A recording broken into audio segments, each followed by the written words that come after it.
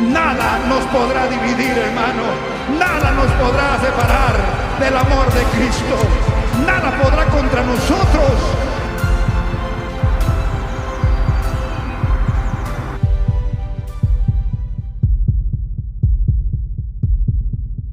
Que se escuchan en las redes muchas veces, pero también es un texto que tomé hace un poco, ¿no?, para hablar acerca de la fe.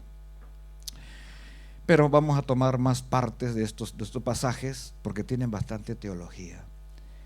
Las palabras de Cristo son no solamente impresionantes, y no digo que son impresionantes humanamente, porque sí lo son, porque son palabras especiales. Siempre nos parece que las palabras de Cristo son especiales, pero no son impresionantes en el orden de los hombres, conforme a su cultura, su retórica, su entendimiento, sino especialmente son espirituales. Y uno puede conocer la Biblia, hermano. Hay casos de gente en los tiempos antiguos, de gente que ha leído la Biblia como 100 veces. Puede haber leído la Biblia 100 veces, yo no sé cuántas las he leído, pero de hecho no me acerco para nada a 100, ¿no? Pero cuando el Espíritu Santo los renovaba y leían la Biblia, parecían como leerla por primera vez. Las expresiones de Dios, usted sabe que nosotros como seres intelectuales nos gustan las expresiones, ¿no? Hay gente que no lee mucho, pero tiene muchos refranes. No sé si usted ha conocido a esa persona. Mi papá tenía muchos refranes, y muchos refranes salen de la Biblia. Y yo ahora que conozco la Biblia, por ejemplo, él decía esto, dice, siembra vientos, si siembras vientos, segarás tempestades. En la Biblia hay un pasaje así, ¿no? Y también decía, ojo por ojo y diente por diente, así. Sabía esas frases. Pero saben otros refranes. Los refranes son frases retóricas de cultura popular que tienen mucha enseñanza, ¿no?, que son verdaderos, ¿no?, como dice, y muchos tienen que ver con Dios. Dice, a Dios rogando, ¿cómo es? A Dios rogando y con el mazo dando, ¿no? Quiere decir, haz tu parte para que Dios también haga la suya. O sea, puedes rogar a Dios, pero tú tienes que hacer algo, ¿no?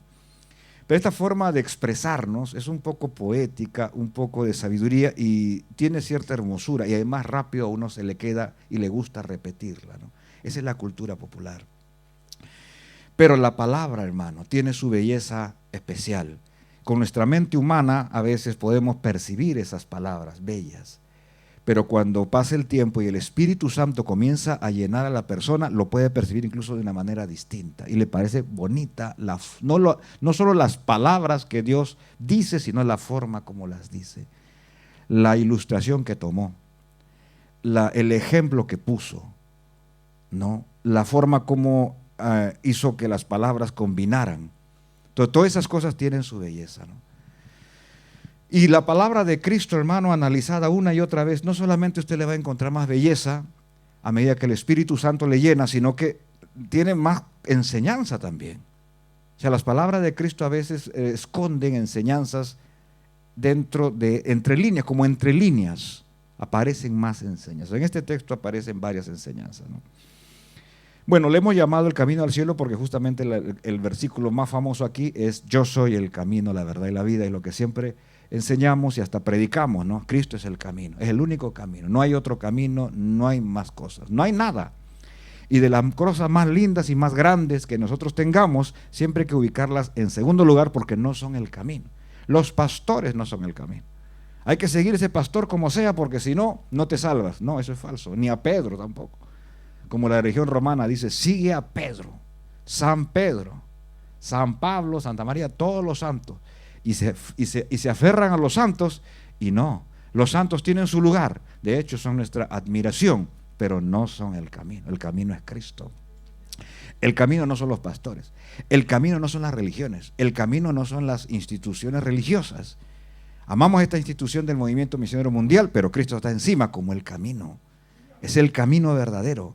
Yo soy el camino, la verdad y la vida. Entonces uno, hermano, entiende eso, ¿no?, que tiene que tener claro. Y hermano, esto parece mentira, pero a veces se entiende esto más bien más cuando empezamos que cuando ya tenemos muchos años, y de pronto aparecen situaciones, hermano, gente siguiendo a los hombres. Cuando el hombre se daña, se van tras ellos los más fuertes aparentemente los que más, bueno, los más destacados, y la mirada no estaba en Cristo, y el camino no fue Cristo entonces. Porque si alguien está siguiendo a un hombre hasta lo malo, entonces no es Cristo el camino, pero parecía. Y a veces los hermanos son los primeros que se escandalizan. El que menos se escandaliza, aunque no digo que no se escandalice, el que menos se escandaliza es el pastor, porque el pastor conoce las ovejas. Las ovejas entre las ovejas no se conocen bien. Porque a veces es justo, hay ciertos cristianos que ya, hermano, ya engañar al pastor ya no les interesa porque saben que el pastor los conoce. Pero cuando no está el pastor, siguen engañando a los hermanos, y siempre brillando, ¿no? Con su traje de colores, como ya sabe, un archiángel que hubo en el cielo, y siguen, hermano, impresionando a los hermanos. Los hermanos siguen creyéndole a los hermanos. Pero algunos hermanos ya se apartaron de la fe. ¿Por qué? Porque ya para ellos el camino no es Cristo, sino el hombre, o a veces ellos mismos se están volviendo el propio camino. Yo soy el camino. Pero Cristo dice eso, no, pero es que yo tengo esta opinión, y comienza a confiar en sí mismo. Se levanta como un líder que se va por un costado y también arrastra personas. Eso es bien peligroso. Yo les hablaba hace unas semanas atrás del trigo y la cizaña, ¿no? La cizaña tiene muchas particularidades, pero tiene una que la hace peligrosísima, hermano. La cizaña se parece al trigo. Ese es el problema, ¿no? Y generalmente, como dice la parábola, está metida a propósito por Satanás. Y crece, hermano, crece hasta lugares absolutamente sorprendentes, de dominio, de fuerza. Usted lo ve en la Biblia. Por ejemplo, Joab era un general importantísimo, pero las acciones de él decían, pero este hombre ama a Dios. Sí, se le va la mano, hermano, porque se parece, es bien parecido. Y son altamente peligrosos. La cizaña se manifiesta generalmente en personas crecidas, porque ahí es donde va a ser el daño, porque el diablo no va a meter a un pseudo hermanito para que se malee él. O sea, él es un espía. O sea, un espía no está hecho para que a él se muera solo, está hecho para crear mucho daño. Entonces la cizaña crece, hermano. Cuando crece el trigo, crecen los hombres, crecen los hijos de Dios, se hacen grandes, tienen títulos, tienen cargos, tienen dones, ya influyen a multitudes. La cizaña también crece y también hace lo mismo, y ahí es peligrosa. ¿Por qué? Porque arrastra a mucha gente, hermano. Entonces ahí, hermano, con los años uno se da cuenta que hay gente, pero que son montones, que han estado allí ministrando a las multitudes y todo, y no han estado siguiendo el camino, han estado siguiendo uno que tal vez es cizaña. Y cuando ese uno, hermano, se va por el hueco, toditos se van por el hueco y no entienden razón. Se hacen enemigos de los verdaderos hombres de Dios. ¿Pero cómo? Si estos hombres de Dios están siguiendo el camino. No, mi pastor sigue el camino, hermano, y ahora siguieron a ese hombre. Ya el camino no es Cristo, el camino es él. Y entonces arrastra, hermano. Por eso el líder tiene que encargarse de enseñarle al pueblo que tienen que seguir a Cristo, no a uno. Y esto no es con palabras, porque las palabras todos las decimos bonitas. Las palabras no son las palabras no son la persona. La persona es la persona cuando ya no está hablando palabras. Esa es la persona. Cuando ya yo me bajo de acá y usted me escucha en la puerta, o usted me escucha en la mesa, ese soy yo. Ahí voy a hablar las palabras de mi corazón. Ahí se me va a escapar. En mi casa, ¿se da cuenta? Por eso Jesús decía, hagan todo lo que ellos dicen, pero no lo que hacen, porque dicen y no hacen. Entonces, cuando habla la persona, todos quedan deslumbrados, porque Satanás también hablaba. Pero luego, ¿qué hacía? Allá hacía negocios, contrataciones. No puede ser que haya uno que nos mande a todos, y ahora todavía va a nombrar a uno por encima de todos. Y ya, o sea que, pero acá, hermanos, sometámonos a Jehová, Padre. O sea, acá todos hablan bien, porque si hablan mal en una iglesia como esta, lo detectan, por hermano. O sea, las personas cuando hablan a iglesias entendidas, saben lo que tiene que hablar, y la gente aplaude lo que ha hablado, porque habló bien. Pero el líder enseña en todo momento, no solo en el púlpito, en todo momento, que tiene que seguirse a Cristo siempre. Que los hombres no son el camino, sino Cristo. Yo soy el camino y no Pedro. Yo soy el camino y no Pablo, ni el Papa, ni el pastor, ni nadie que puede tener muchas capacidades más que Luzbel, pero no es el camino. Y no se pueden comparar también, por más deslumbrado que ese pastor es a lo máximo y lo sigo aunque se vaya por el caño. No se puede poner, hermano, la mirada en esas habilidades porque no son nada. Las habilidades de Cristo, porque Él es modesto, no parece, pero son infinitamente más bellas y en el cielo lo veremos. Las capacidades, arriba nadie predica, hermano. Los predicadores más maravillosos y todo quedan callados en el cielo. ¿Por qué? Porque, hermano, lo que ellos hicieron es una parte nada más de Cristo. Cristo puso un pedacito de Él en ese pastor y por eso fue una prédica maravillosa, pero ese no fue Él, fue Cristo. Y Cristo ahí arriba reúne todas las bellezas. Arriba no creo, no va a haber ni uno solo que se atreva a decir ay, cuando Cristo está hablando. Sí, luego bajará y el lugar que reina y es sacerdote, ahí hablará, pero arriba no. Arriba, ¿por qué vamos a hablar nosotros? ¿Por qué voy a escuchar a alguien? Yo no quiero escuchar a nadie.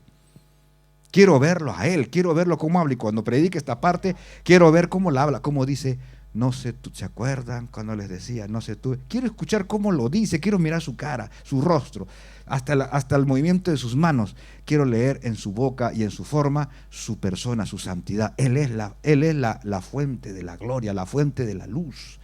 No quiero escuchar a nadie que lo diga. Quiero escuchar a un ángel que me dice, escucha al Señor. Eso quiero. Y no, escúchame a mí.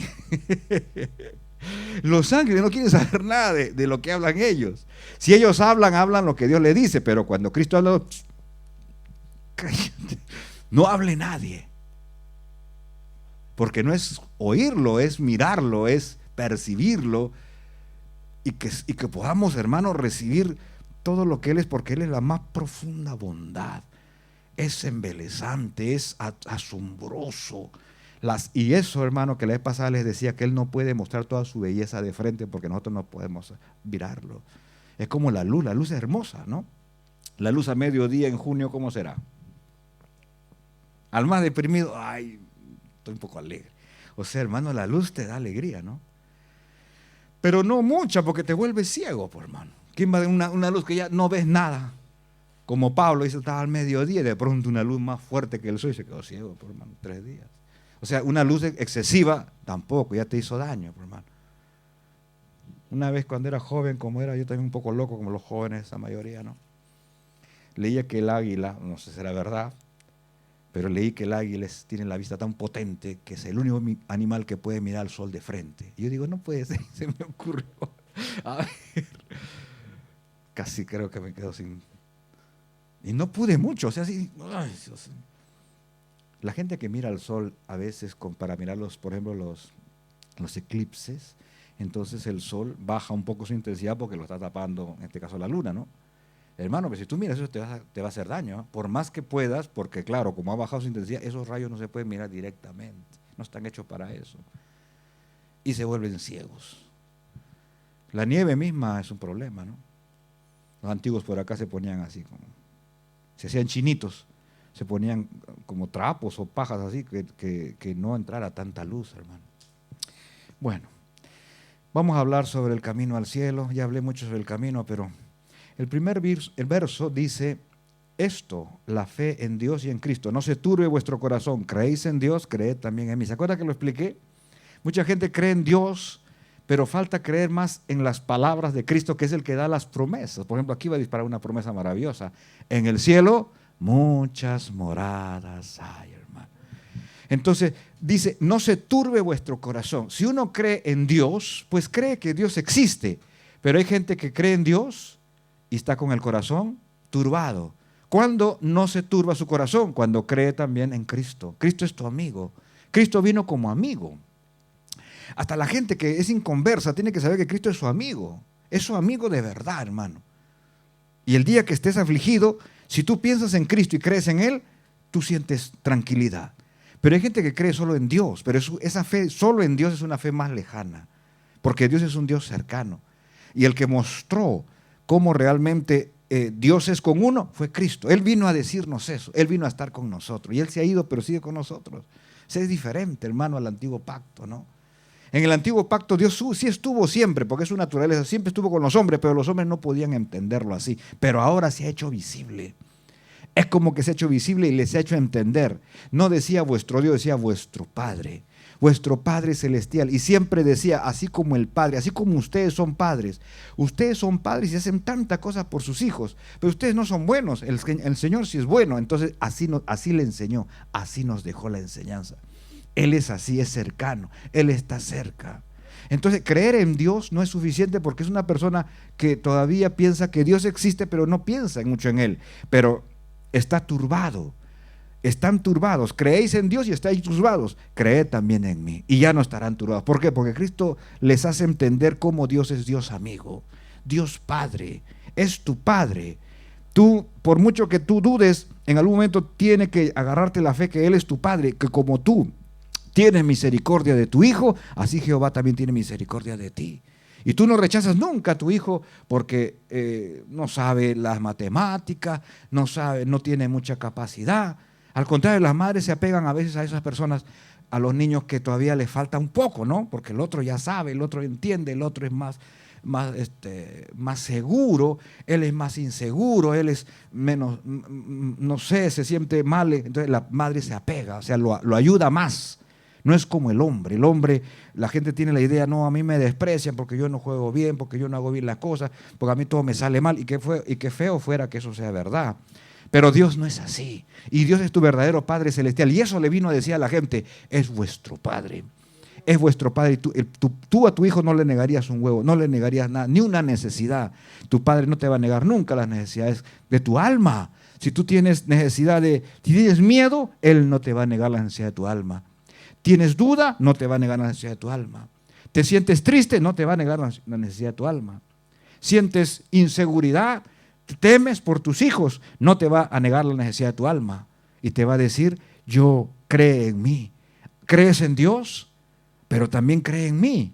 Porque a mí Dios me ha mandado, y comienza a disparar promesas, promesas, promesas.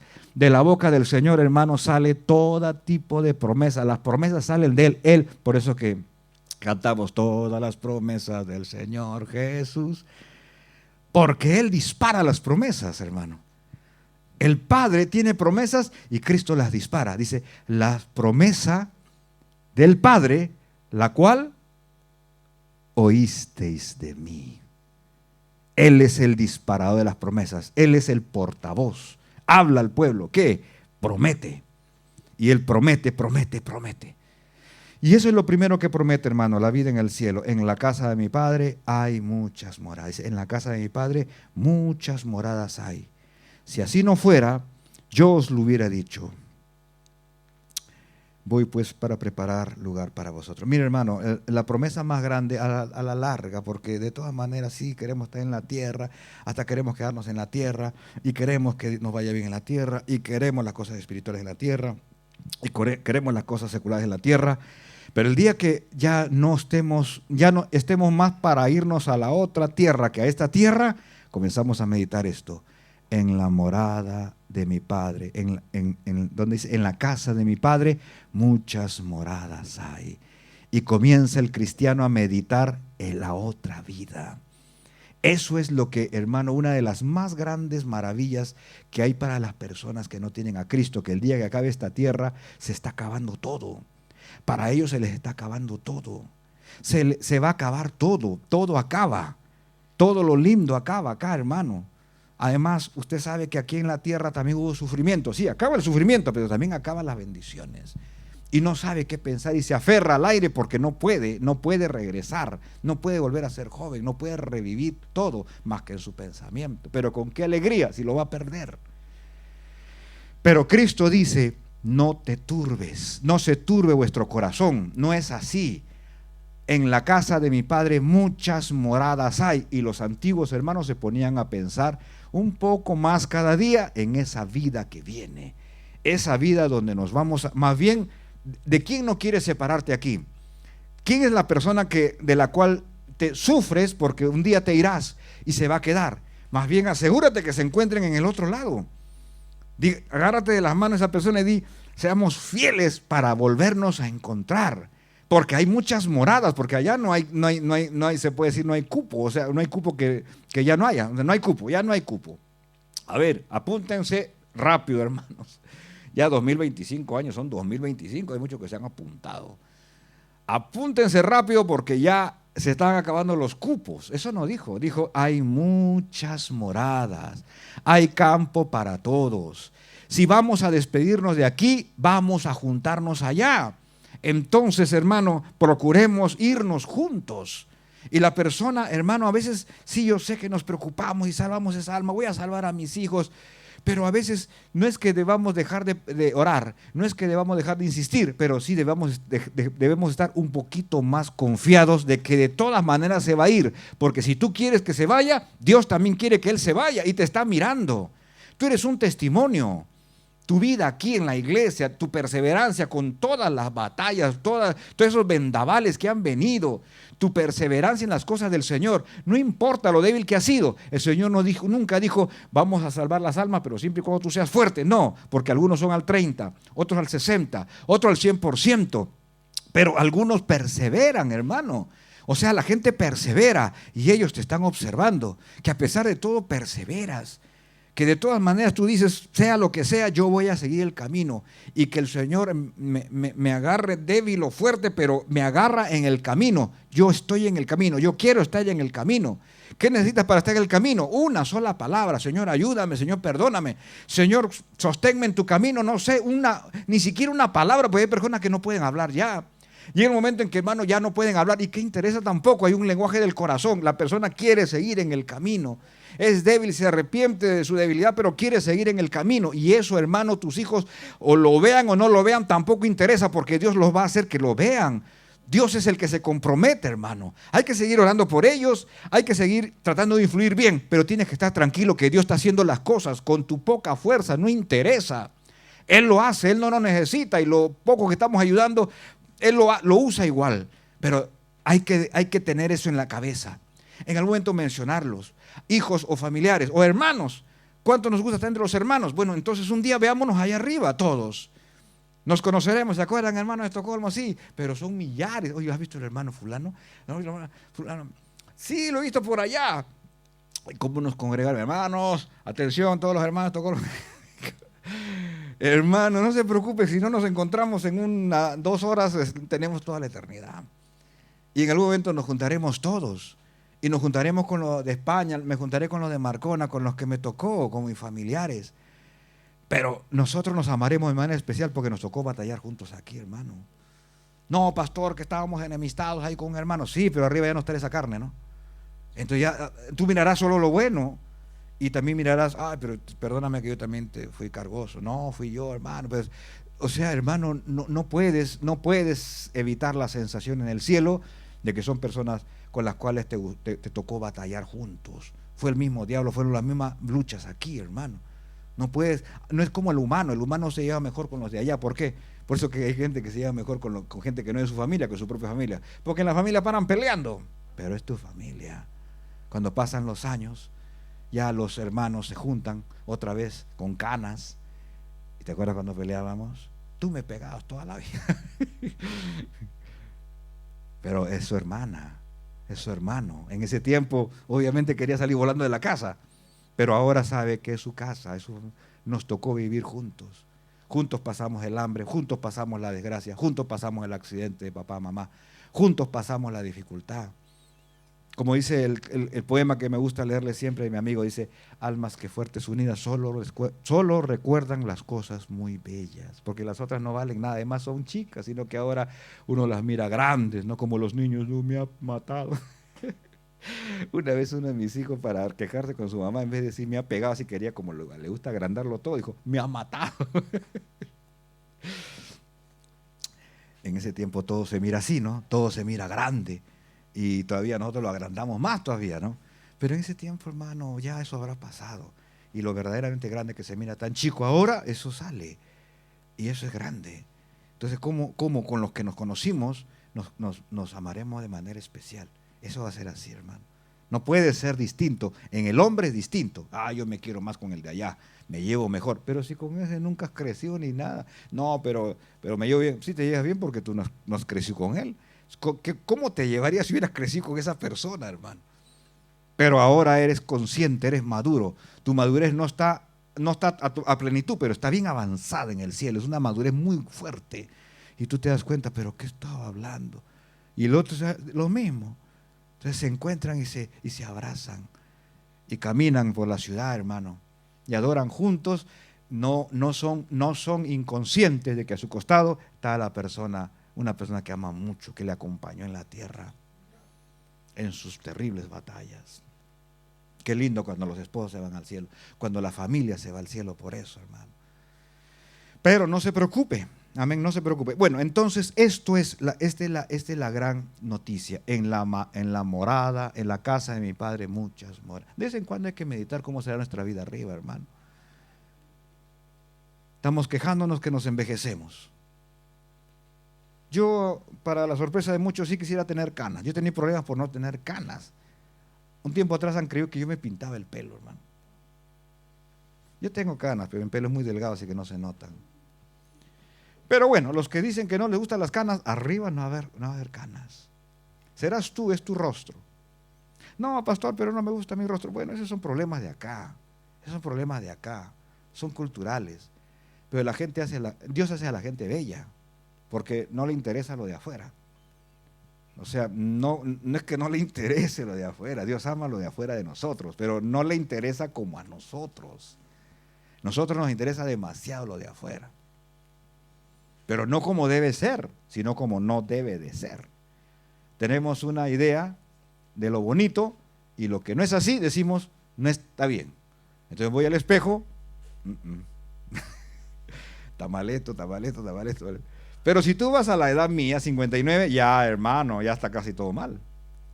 Entonces la gente quiere rejuvenecerse, quiere ponerse pelo. Me han dicho que vaya a Turquía a hacerme implante. No. Otros se van. Bueno, yo no quiero criticar a nadie, pero hablo que eso, ya si lo hizo, pero no es que eso haya que hacerse porque si no está mal. No está mal, está bien. Y arriba nosotros vamos a ser libres de esa percepción, ¿no? Porque Dios ha hecho todas las razas. Y todas las razas son bellas para Él. O sea, Él no tiene mal gusto, ni tiene imperfección. Pero de todas maneras arriba, así como está su cuerpo y su carita, será potenciada su hermosura.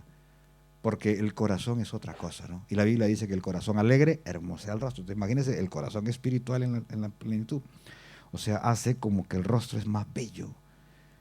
¿Cómo va a ser, pastor? Yo nunca, no sé, pero si le pasa un espejo arriba, usted se va a sentir bello. Y tampoco, pastor, pues si me pasan un espejo arriba y me siento bello, voy a querer quedarme con el espejo. No, porque no hay vanidad tampoco ni orgullo. Pero vas a darse cuenta de lo que es bello. Y sí, va a verse que sí es bello. Eternamente joven. Eternamente joven están los que están arriba.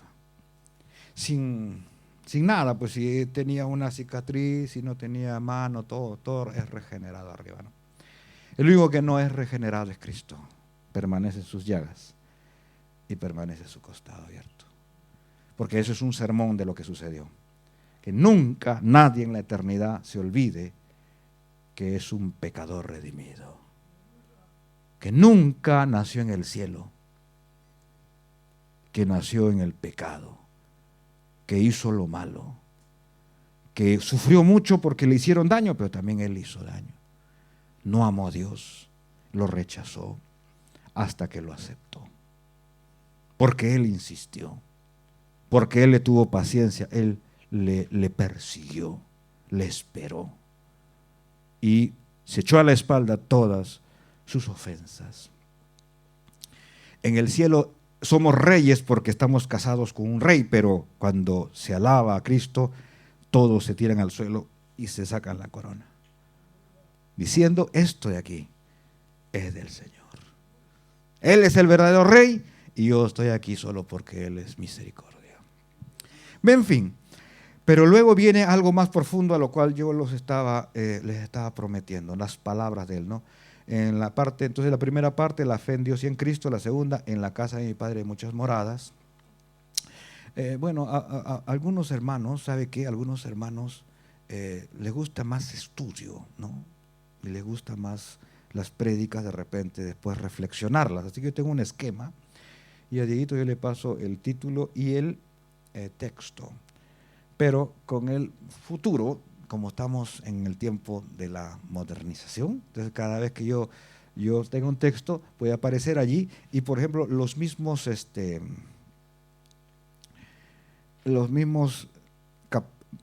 partes, ¿no? Las mismas partes.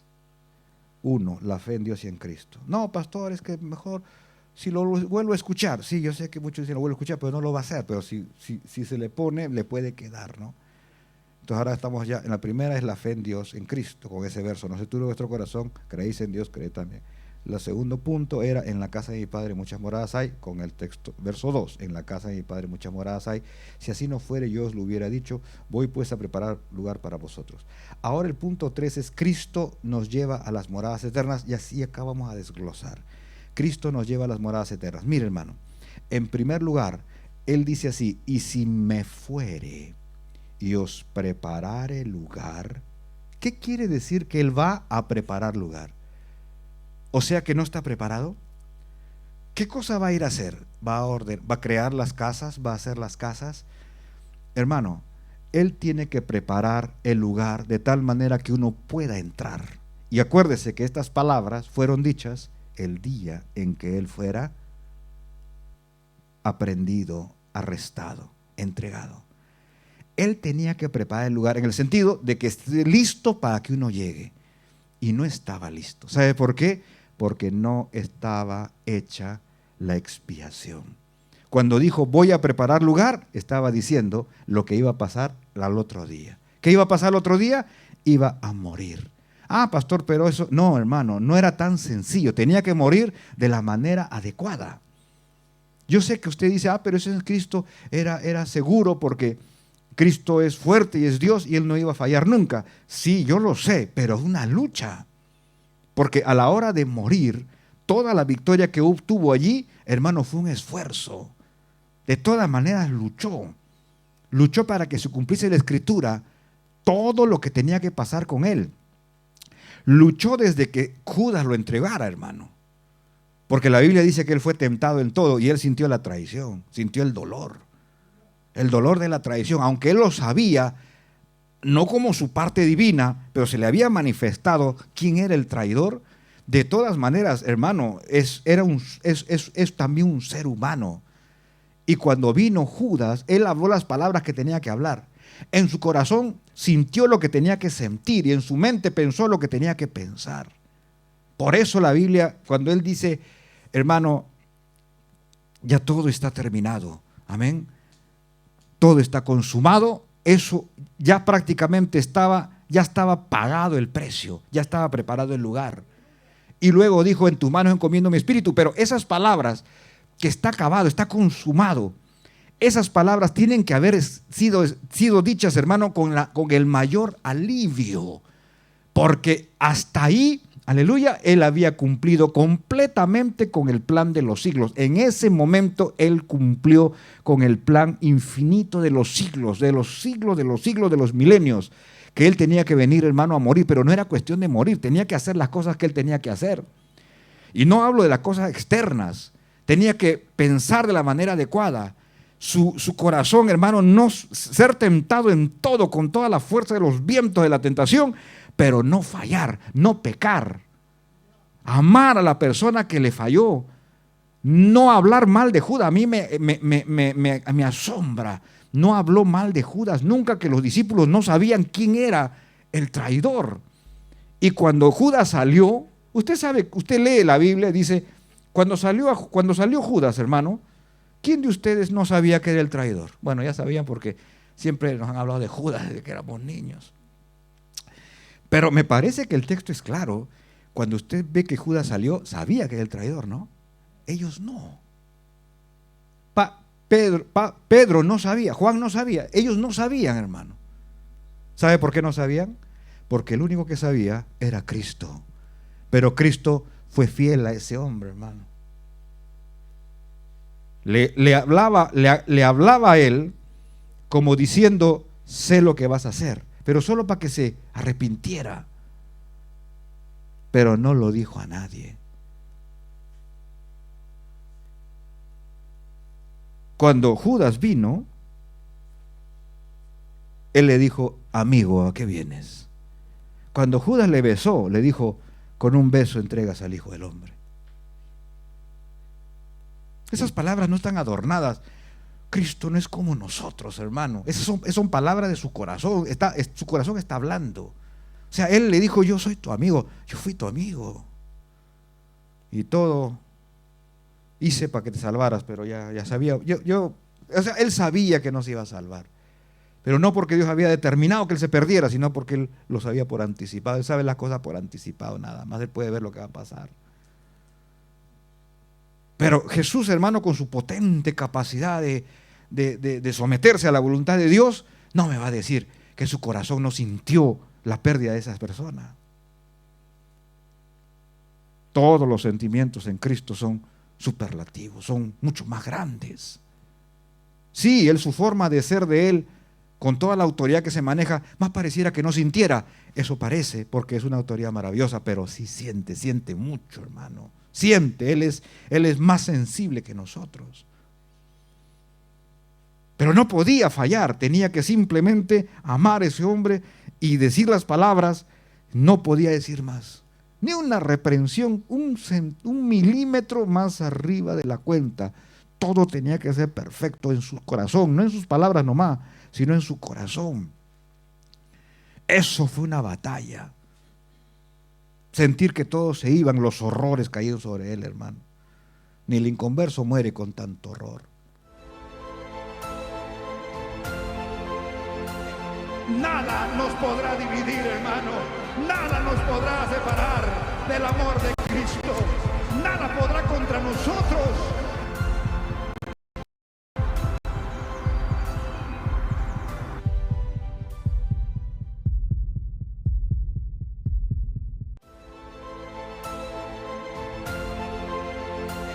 Nada nos podrá dividir, hermano. Nada nos podrá separar del amor de Cristo. Nada podrá contra nosotros.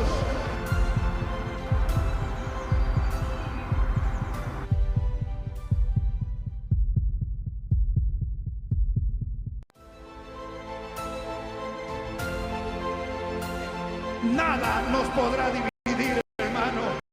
Nada nos podrá separar del amor de Cristo.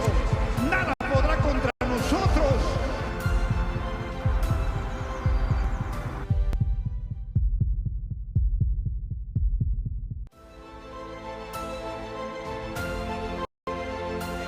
Nada nos podrá dividir, hermano.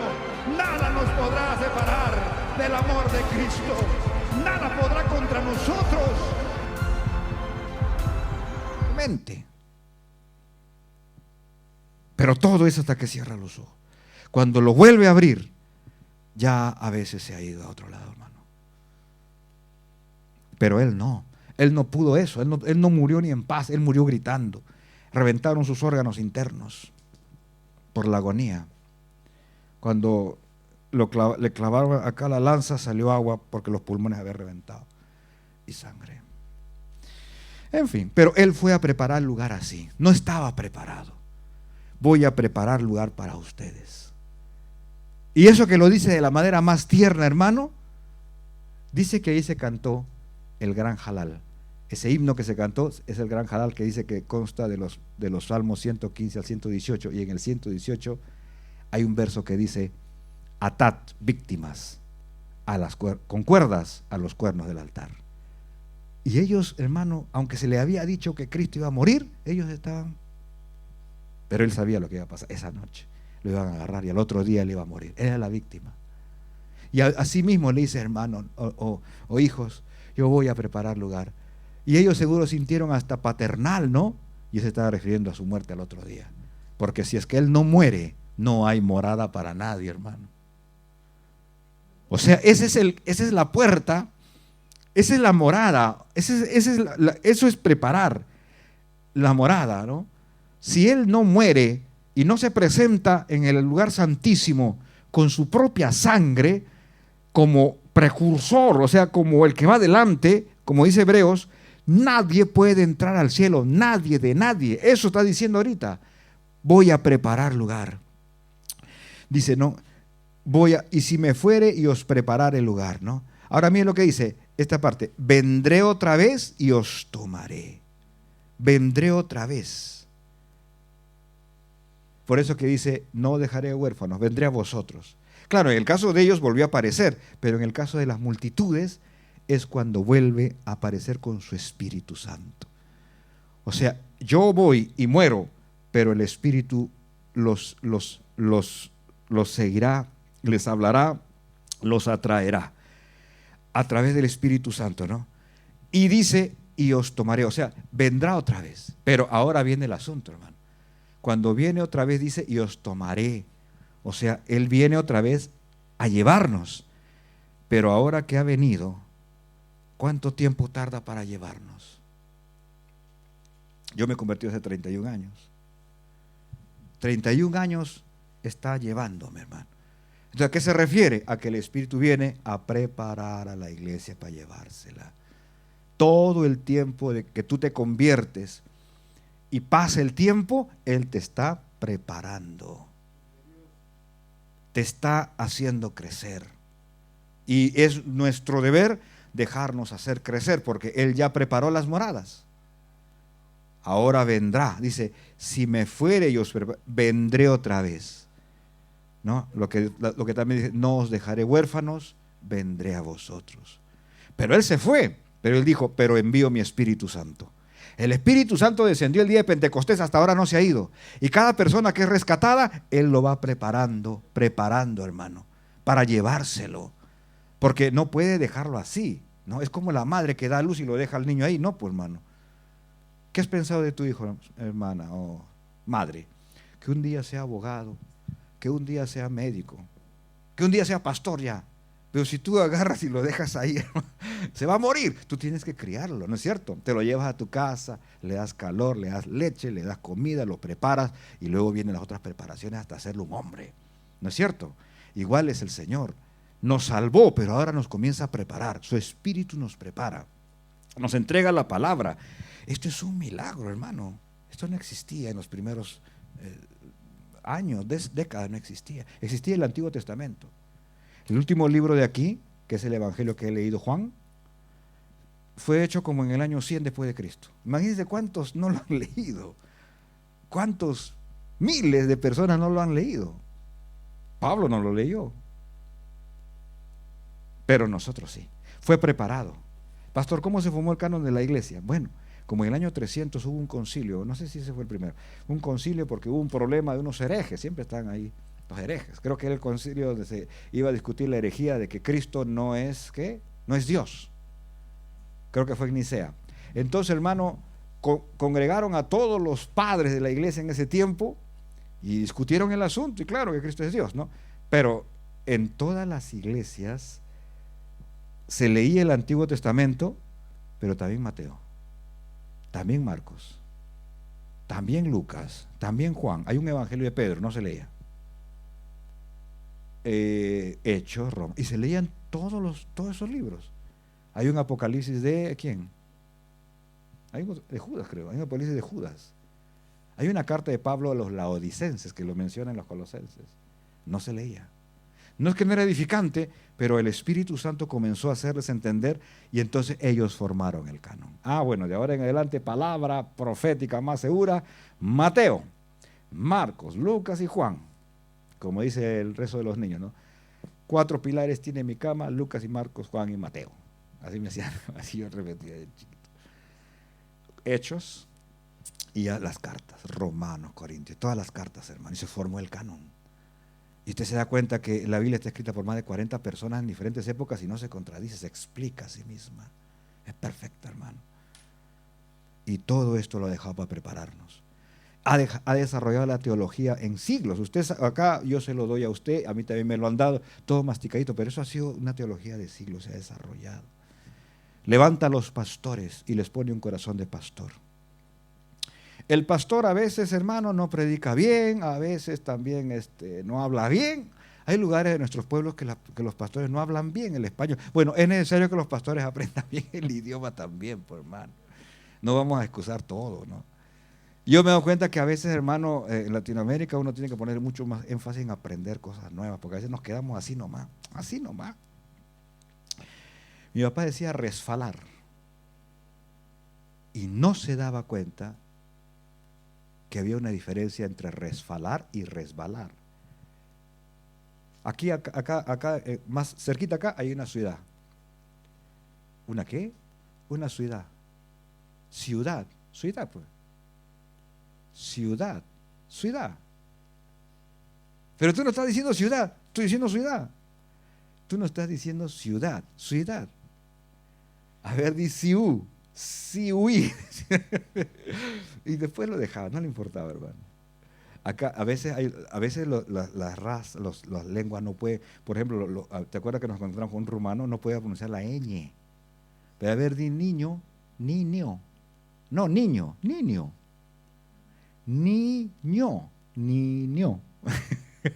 Usted ya la diferencia, ¿no? Porque usted habla español. Pero, por ejemplo, cuando fuimos allá a ¿cómo se dice? ¿Cómo se dice hijo en portugués? Filus. Algo y mire, me dijo pastor, por otra persona, no puede decir filus. Yo lo escuchaba igualito. Filus. No es. Y yo decía, pues yo lo escucho idéntico. Filus. Pero hermano, está diciendo idéntico, pastor, le digo yo. Y en eso aparece otro portugués. A ver, di filus, no es. Y el otro detectaba, hermano. Yo no detectaba porque no es mi lengua. Y el que decía filus tampoco detectaba porque estaba diciendo mal. O sea, la lengua es difícil, ¿no? Pero hay cosas que sí se pueden, ¿no? El pastor puede no hablar bien el idioma, puede no saber bueno, a veces no sabe lo necesario, pero es que tal vez no tiene esa profundidad porque no ha estudiado mucho, porque no tiene recursos, o a veces porque no es una persona que sea de estudio mucho, ¿no? Pero siempre, hermano, el Señor pone pastores conforme a su corazón para que le guíen a usted. O sea, nuestros pastores no tienen que ser los más capacitados necesariamente, humanamente hablando, ni con mucho entendimiento, inteligencia y todo, pero tiene que ser un buen pastor que le guía a usted en el camino de Cristo. No se necesita tanta teología, aunque el pastor debe conocer mucho la palabra, para decirle, hermano, hermana, tú tienes que ser manso, hermano. Tienes que ser humilde, tienes que ser paciente, ayudar a la persona. Como persona, ayudar a los matrimonios. Porque usted, si quiere ser un buen cristiano, tiene que también ser un buen esposo, una buena esposa. Tiene que crecer, hermano, la esposa. Los jóvenes que se van a casar ya tienen que estar preparándose para lo que va. No, él cree que todo es fácil. Sí, es fácil. El amor lo hace fácil, pero luego vienen también los conflictos. O sea, el matrimonio enfrenta los más terribles problemas. Y el amor ayuda mucho, pero el amor tiene que hacer también que la persona quiera agradar a la otra persona.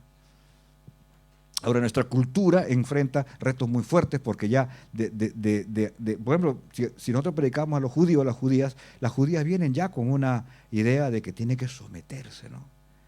Entonces, hay que tomarlo un poquito. Lo que pasa es que a veces los esposos ya son como contendedores, o sea, su rival, ¿no? Entonces ahora viene la pareja al matrimonio y ella dice, ¿qué tal raza? Ah, claro, qué lindo, cómo se lo lleva, ¿no? Claro que el pastor como es hombre está predicando, bueno, que te dice la Biblia, ¿no? Pero realmente la sociedad está estructurada así, tiene que someterse. Nadie va a un trabajo y quiere someterlo al jefe, por ejemplo, ¿no? Tiene que someter. Los hijos, los niños, los muchachos mismos ya miran en la sociedad actual un problema para someterse a los padres y les responden. Si mi abuela estuviera, hermano, viva, yo creo que se muere a veces de palabras que escucha a los jóvenes hablar a los adultos. Porque mi abuela le pegaba a mi papá cuando mi papá tenía hijos, y yo lo he mirado. Mi papá era tremendo también haciendo sus bromas. Entonces mi abuela, ¡plá!, le daba, hermano. En verano que se ponía a vivir y le daba catrax, sonaba, ¡ay, mamá, ay, mamá, ay, mamá! Salía corriendo mi papá. Y siempre hablaban eso. Yo no digo que ya pues es la manera correcta, pero es la forma de ellos, ¿no? No era la manera correcta, pero sí tenían razón en que tenía que respetar. Ya en mi tiempo a veces decían eso las abuelas. Yo le hubiera respondido eso a mi madre, por allá estaría dando vueltas. O sea, como decir, ya me hubieran dado un manazo. Dando a entender que yo o alguien de mi edad había faltado el respeto tremendamente, ¿no? No está mal que le den un manazo a alguien que dé vueltas por allá tampoco, hermano, ¿no? Pero tampoco está bien que le responda así. O sea, cómo las sociedades cambian, hermano. Para las hermanas, para las mujeres se convierte a veces una lucha en tener que someterse a su esposo. Y cuando la mujer no es espiritual, porque siempre hay carne, pero cuando logra dominar la carne es diferente, ¿no? Pero cuando la mujer no es espiritual, va a tratar de lograr una de dos cosas. O que él sea igual, o que ella esté encima. ¿No? Ya, si no está encima, está bien, pero somos iguales. Y no son iguales. Delante de Dios, no. Y esto no por capacidades ni naturales ni espirituales. La mujer puede ser más inteligente. Normalmente muchas mujeres son más inteligentes que el varón o tienen mejores ideas. O tal vez tienen más toque y tienen más espiritualidad. Pero en cuanto a la autoridad, ellas saben que está arriba. Y luchan para que el esposo esté arriba. Siempre, hermano. Sometidas, diciendo, ¿tú qué opinas? Vamos a hablar de tu papá. Que tu papá decida. Vamos a ver qué dice tu papá. Aunque sabe que el papá va a decir que sí, le da su lugar. Porque si no, los hijos dicen, mi mamá manda. Yo he escuchado eso. Acá no. En mi casa la que manda es mi mamá. Allá muy lejos. Y chiquitito, así. Decían eso y era verdad, hermano. No. Tiene que crecer como hermano de la iglesia. Hermanos de la iglesia que no crecen, están siempre siendo malos hermanos de la iglesia, hermano. Delante del pastor, y eso es lo mismo, delante del pastor siempre son las blancas palomas y brillan más que todos. Pero tan pronto el pastor se da la vuelta, o a veces ni se da la vuelta, está molestando al hermano, molestando a otra persona, hablando feo, hablando mal, criticando. Oye, hermano, no ha crecido nada. Entonces el Espíritu Santo tiene que venir, dice la Biblia, a preparar a ese pueblo. Si me fuere, os vendré a vosotros. ¿Para qué? Para llevaros. O sea, tampoco es que estamos listos, hermano. Todo el tiempo que estemos en la tierra, tenemos que crecer. Si usted no quiere crecer, es hora de morir. Pero si estamos 20 años más o 10 años más, tiene que crecer. Te está preparando el Señor. Tienes que ser una buena persona. Tienes que ser un hermano espiritual. Mire lo que dice, voy a avanzar ya. Dice, a mí mismo vendré otra vez y os tomaré a mí mismo. ¿Qué significa eso? A ver, literalmente. Si me fuere, vendré otra vez y os tomaré. ¿Qué más dijo? ¿Y eso cómo se hace? ¿Qué más hago? A los niños, a mí mismo, ¿cómo hago? ¿Ah? ¿Así? Eso es, pues, hermano. Esa es la verdad, hermano. Quiere decir que la máxima preparación de su pueblo es acercarlos a sí mismo. Es una unión, amén, a través de la comunión con Él. ¿Qué es comunión? Cosas comunes, ser cada vez más como Él, ¿no? Pareciéndose cada día más a Él. Su pueblo se une a Él. Mientras más unido a Él, más preparado. O sea, uno tiene que semejarse a Cristo, hermano. Porque usted dice, pastor, pero ¿cómo puedo hacer? ¿Cómo debo hacer? A ver, tengo que ser un mejor hijo de Dios. ¿Cómo? Como Él. Amén. Entonces ya ahora se trata de cómo es Él, ¿no? Ya. Tengo que ser una mejor esposa, un mejor cónyuge. ¿Cómo? Como Él. Como Él es con la iglesia. Como Cristo amó a la iglesia. Así el marido ama a la esposa. Como la iglesia se somete y respeta a Cristo, así la mujer se somete. O sea, siempre Él está como el ejemplo, ¿no? Ya tengo que ser un buen hijo. ¿Cómo? Como Él, santo. Algunos dicen, ¿qué? Hasta la muerte. ¿Cómo tienes que ser un buen hijo? ¿Cómo tienes que ser un buen padre? Como Él. ¿Cómo tienes que ser un buen hermano? Como Él. O sea, Él se convierte en el modelo para tienes que estudiarlo a Cristo, a ver cómo haces con los enemigos. Porque Él dice que hay que amar a los enemigos, pero yo no puedo amar a mi enemigo, porque amo a mi mamá, a mi papá, a mi esposa. Sí, pero hay una manera de amar al enemigo. Si él habla mal de ti, tú no puedes hablar mal de él. Págale con bien el mal que te hace. Perdónale, y también la Biblia dice, ayúdale cuando él tuviera necesidad. No respondas. Si tienes 40 mejillas, las 40 dáselas para que te cachetee. Pero no le respondas, porque vas a hacer el daño que él está haciendo. Cuando él te ataca a ti, a tu familia lo siente. Por eso a ustedes yo no les cuento nada, hermano. Nada de los problemas que yo pueda tener, o del daño que me puedan hacer, o de las palabras que me puedan herir, porque yo sé que ustedes se van a dañar como ovejas y se van a resentir. Y tampoco debe alguien decir nada acá. Al pastor lo humilló ese hermano de allá, de otro lado, porque usted va a provocar que los hermanos le tengan cólera a esa persona, porque yo soy su pastor. O que usted venga y le diga a uno de mis hijos, ¿sabe lo que le han hecho al pastor? Allá al pastor lo han humillado. O sea, usted va a hacer que mi hijo reaccione. ¿Qué se gana? A no ser que haya algo que hacer. Pero no hay nada que hacer más que orar. Pero usted va a hacer reaccionar a la persona. Yo a ustedes nunca les he contado nada de lo que a mí me ha pasado. Y si algún ejemplo pongo, nunca pongo nombres. Ni lo que ha pasado acá tampoco lo he contado jamás a nadie de afuera. A no ser que haya tenido la necesidad de un consejo. Y no he dado nombres así nomás. Para evitar esto, hermano, ¿no? Porque si alguien me hace daño a mí, a veces no es un daño, está bien hecho. Es una reprensión bien hecha. ¿Para qué lo cuento yo? ¿Para qué? Para que usted ahora... Porque si yo lo cuento, porque yo he escuchado gente como cuenta de mala manera, como para, vino uno de muy lejos y me hablaba cosas que le hacían los superiores. ¿Y para qué me cuenta eso a mí? Para ponerme a mí contra ellos, aunque yo no miraba que los superiores estuvieran haciendo nada malo, yo lo miraba mal a él. Entonces él creía que yo lo estaba entendiendo y disparaba más cosas. Y yo dije, este hermano está mal, pero bueno, ya se le para salir a las malcriades. Porque todo el mundo tiene su adolescencia espiritual y su malcriadez espiritual también, pues, man. ¿Y con quién se va a portar malcriado sino con su papá? Porque nadie se va a poner malcriado con otro, sino con su papá. A él que se ponga malcriado con otro no le aguanta, pues, hermano. A un hermano, a ver, compre usted un helado a un niño y el niño dice, no, y se lo tira. ¿Qué hace usted? Hermano, cuando ve a ese niño, nunca más, ¿no es cierto? Pero al papá sí se lo va a hacer. Y el papá, tarde o temprano, le vuelve a comprar otro helado. Bueno, ese helado no ha pasado acá. No ha pasado con alguien que esté acá. Tampoco se lo tiraron a él, se lo tiraron al piso. Alguien se pone malcriado, se pone malcriado con su papá. ¿No es cierto, hermano?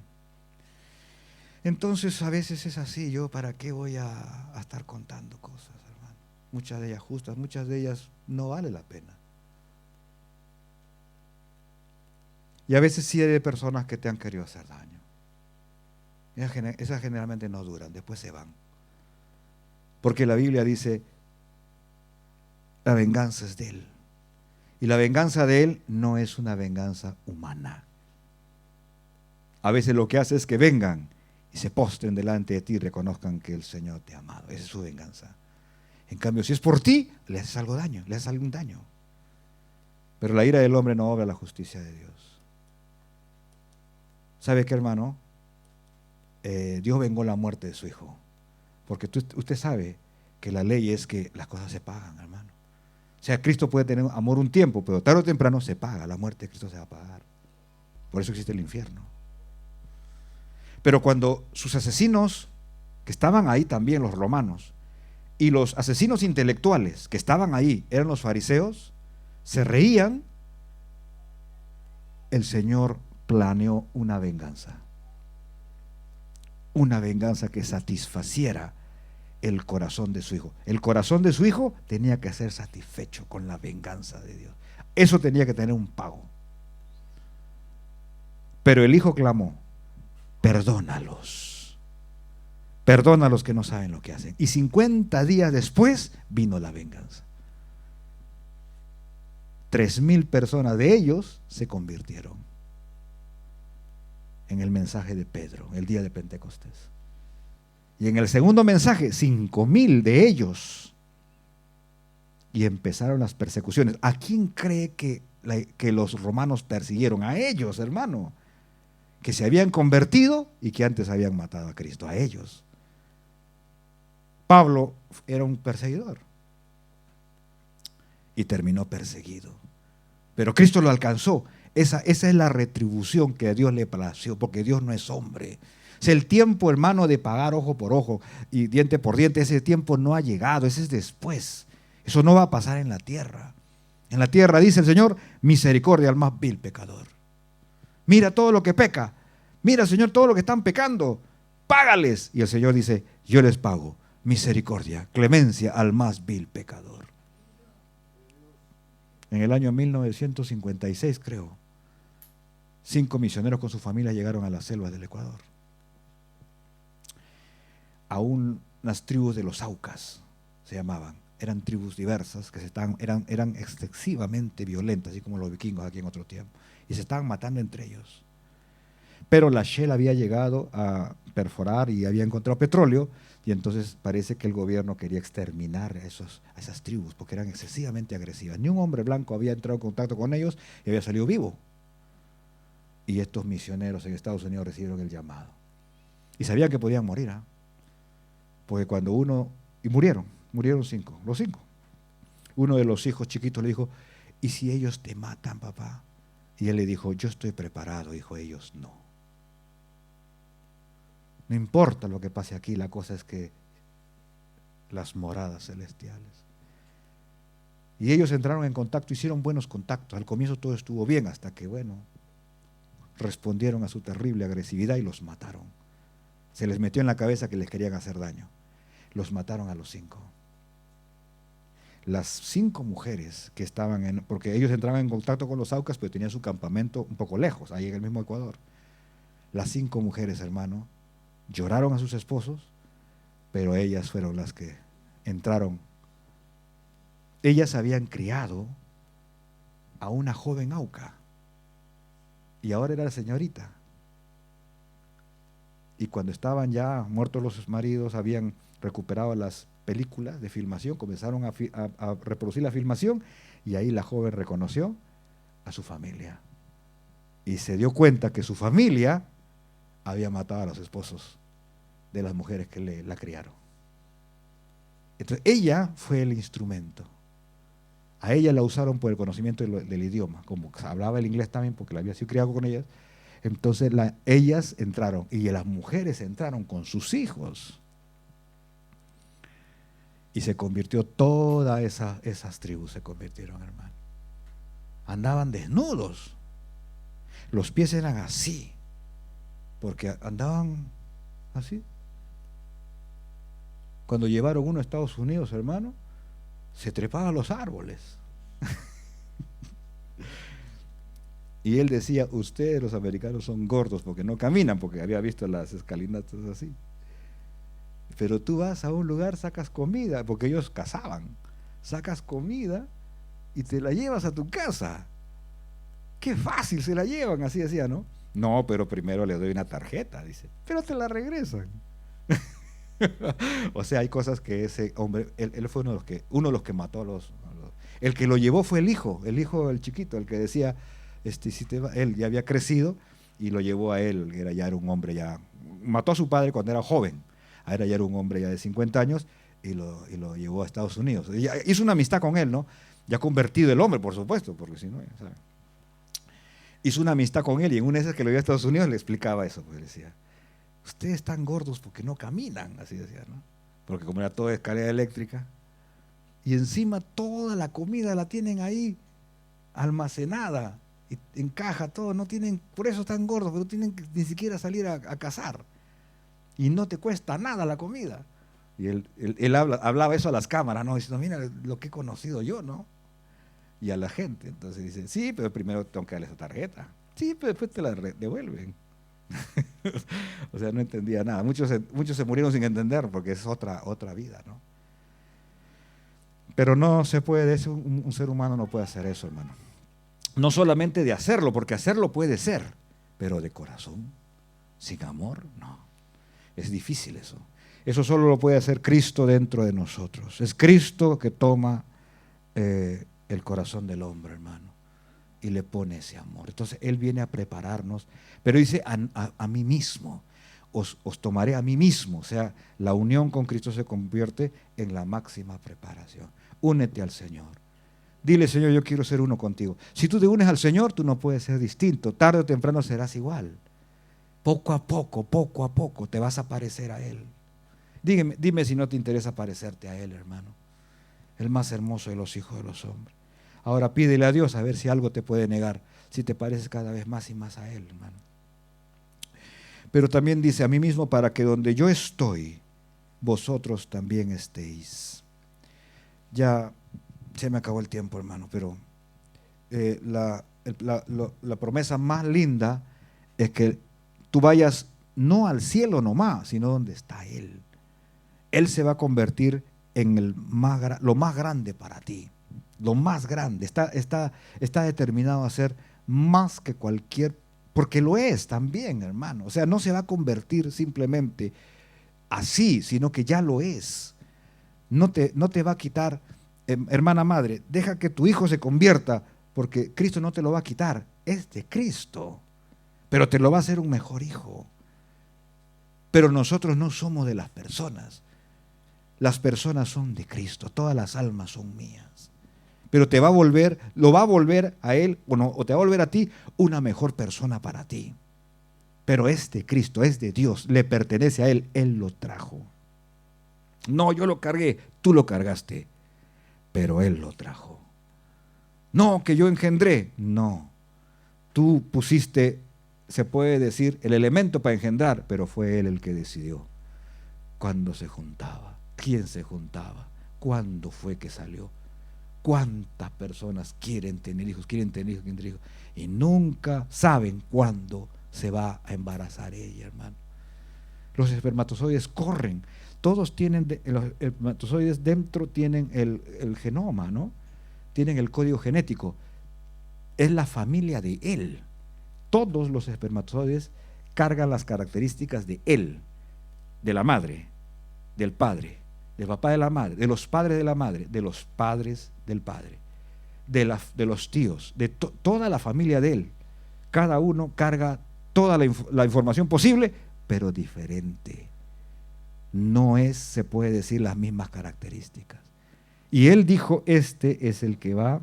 ¿Ha visto usted eso? Se miren videos cómo entra el espermatozoide. Se corta la cola. La cola es el motor nomás, pues entra sin motor.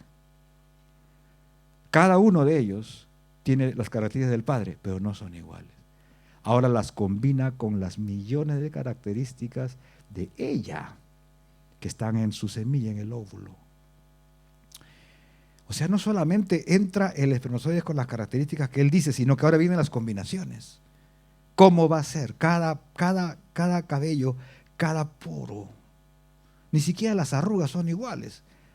Yo cuando era joven no sabía que iba a tener estas arrugas. Por ejemplo, uno dice la pata de gallo, otro dice la pata de pavo. Dicen hasta esto, dicen, a ver cómo es tu línea. Que la línea para acá, que la línea para allá. Ni siquiera las líneas son iguales, ni siquiera en mis dos manos. A ver, una vez. No, son diferentes.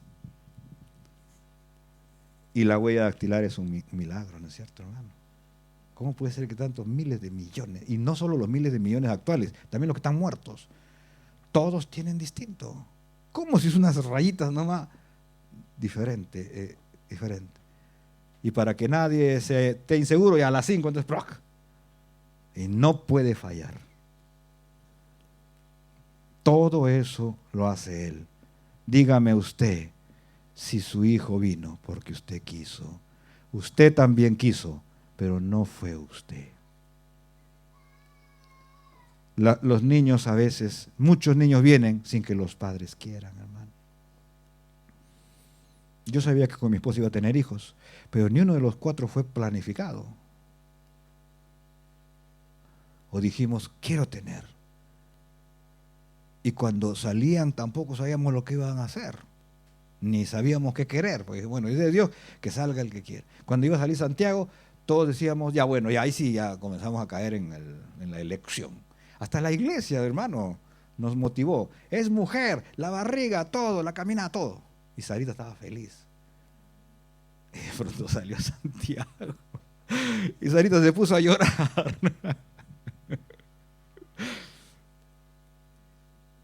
Nosotros somos tus papás, pero Él es el Padre.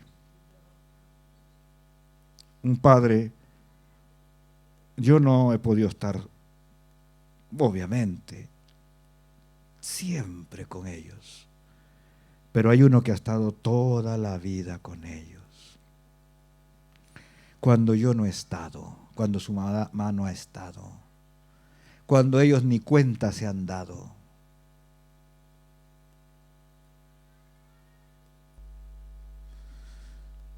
Duele decir esto, pero llega el momento en que no nos has necesitado.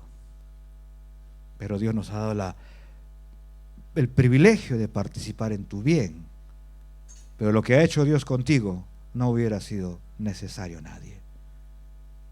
La forma como te ha tratado, de las millones de batallas que Él te ha sacado, porque Él te ha tratado bien, Él no te ha tratado mal. El que trata mal es el mundo y nuestra propia manera de sernos. Nosotros somos los culpables, pero Él siempre te ha tratado bien, siempre te ha esperado, siempre te ha hecho palabras de aliento, siempre te ha dado fuerza. Hay gente que no puede dormir 1, 2, 3, la cuarta noche, ¡bum! Él te ha hecho dormir porque no podías dormir, te ha hecho mirar. A veces ha usado gente, ha usado un abuelito porque no estaban los padres, ha usado una madre porque el padre desapareció del planeta. A veces quedaste huérfano y Él ha usado una persona, un tío, un amigo, un abuelo, alguien, hermano. Hay gente que te ha hecho daño, pero Él ha usado otros que no te han hecho daño, que te han hecho bien, que te han suplido esa necesidad. Porque si Él aparece o él quiere, no quieres tú, necesitas una persona, necesitas un abrazo, necesitas una persona. Y Él lo ha usado, Él lo ha provisto, Él te ha ayudado. En nuestros países donde hay tanta dificultad, hermano, se mira eso claramente. Se mira eso, hermano. Y a veces el hombre injusto dice, nada me ha salido bien, todo me ha salido mal. Yo he sufrido, dice, sí has sufrido, pero no puedes decir, todo me ha salido mal. Si revisas bien, no ha sido todo, hermano. Porque Él nunca manifiesta su ausencia. Él no es un padre que abandona. Solo que no lo miras, nada más. Eso es lo único, hermano. Y ahora dice, donde yo estoy, ellos también estén conmigo. O sea, no es estar en el cielo y mirando todas las cosas lindas de ella, que sí las hay, sino que estaremos con Él, hermano. Él es un ser que tú conoces y no conoces. O sea, sí sabes, Él es como conocer a una madre que nunca conocimos. Pero siempre estuvo, pero le impidieron. Una vez hubo una novela, yo no la veía, pero mi hermano, porque yo era antinovela, de joven era bien drástico, me parecía, me dijo, pero una vez miré una parte, ¿qué pasa conmigo? ¿Y sabe lo que sucedía en esa novela? Sucedía, después me contaron, porque esa escena me conmovió, hermano. Era el asunto de una casa de ricos, como siempre, donde ¿cómo era? Había ocurrido una injusticia, él era viudo y la madre, la habían puesto, o sea, la esposa y la madre, la habían terminado esclavizando.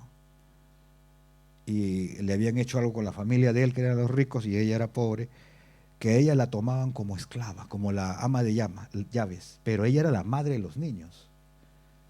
Pero nunca le dijeron a los niños que ella era su madre. Y le dijeron que el día que ella le diga algo a los niños, la despedían, la botaban. Algo así, esas cosas que pasan en las novelas. Tal vez también pase la verdad, hermano. Y cuando los niños eran grandes, se apegaban a ella y la querían, pero siempre como la empleada, la ama de llaves, algo así, ¿no? Y una vez, no sé cómo se enteran los niños que ella era su madre.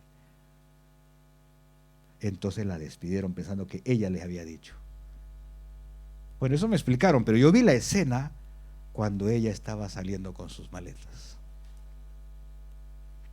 Y los hijos, como eran muchachos ricos, habían reaccionado mal, o sea, se habían enojado y la habían reaccionado mal contra ella. Y la llamaban por su nombre, porque ellos no pensaban que era su madre. Y como que estaban serios y le habían quitado el habla todos esos días. Entonces, en ese día estaba el esposo, estaba la mamá, toda la familia, la mamá del esposo me refiero, y los niños estaban así en el sillón y una hija estaba sentada en la escalera. Y ella estaba saliendo calladita con sus maletas. Y cuando pasó, los hijos miraban el suelo con su rostro serio, ¿no? Y esa escena fue la que pasó. Cuando estaba pasando, la joven no resiste y voltea y le dice, mamá.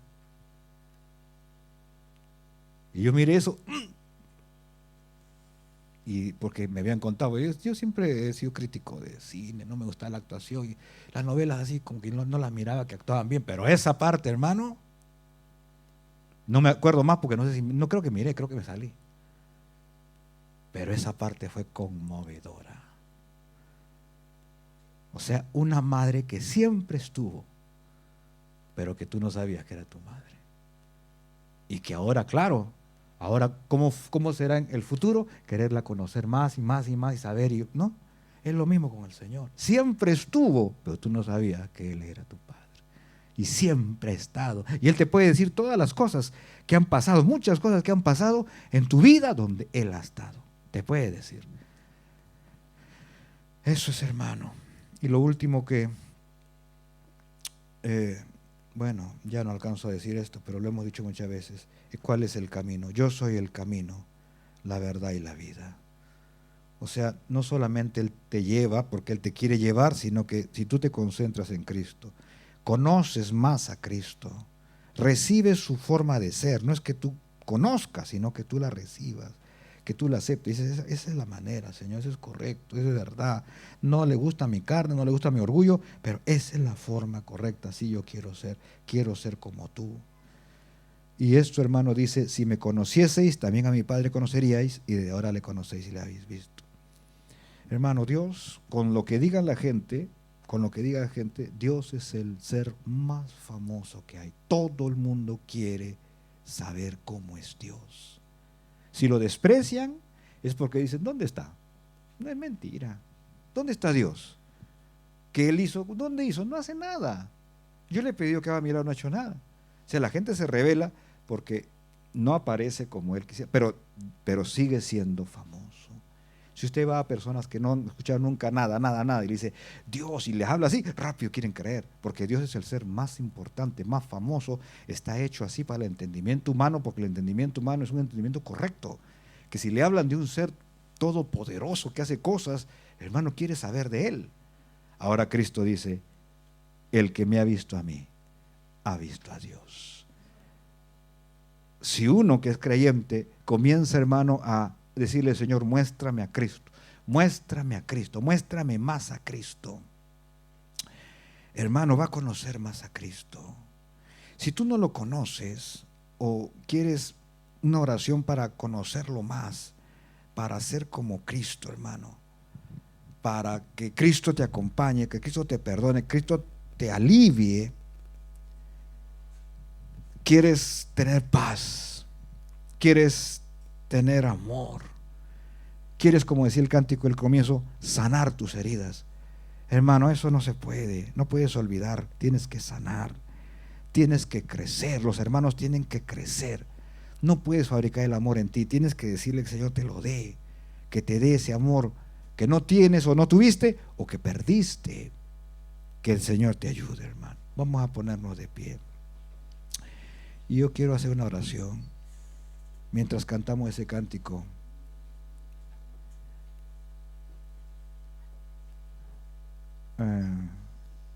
Él es mi paz en mayor. Si tú quieres una oración, pasa aquí.